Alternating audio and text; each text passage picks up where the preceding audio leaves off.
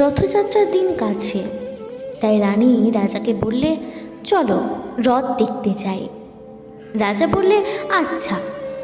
ঘোড়াশাল থেকে ঘোড়া বেরোলো, হাতিশাল থেকে হাতি, ময়ূর পঙ্খী যায় সারে সারে, আর বল্লম হাতে সারে সারে সিপাই শাস্ত্রী। দাস দাসী দলে দলে পিছে পিছে চলল। কেবল বাকি রইল একজন। রাজবাড়ি ঝাঁটার কাঠি কুড়িয়ে আনা তার কাজ।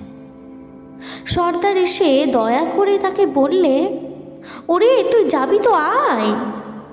সে হাত জোর করে বললে, আমার যাওয়া ঘটবে না। রাজার কানে কথা উঠল, সবাই সঙ্গে যায়, কেবল সেই দুঃখীটা যায় না। রাজা দয়া করে মন্ত্রীকে বললে, ওকেও ডেকে নিও। রাস্তার ধারেই তার বাড়ি। হাতি যখন সেখানে পৌঁছল, মন্ত্রী তাকে ডেকে বললে, ওরে দুঃখী, ঠাকুর দেখবি চল। সে হাত জোর করে বললে, কত চলবো? ঠাকুরের দুয়ার পর্যন্ত পৌঁছায় এমন সাধ্য কি আমার আছে? মন্ত্রী বললে, ভয় কি রে তোর, রাজার সাথে চলবি। সে বললে, সর্বনাশ, রাজার পথ কি আমার পথ? মন্ত্রী বললে, তবে তোর উপায়? তোর ভাগে কি রথ দেখা ঘটবে না?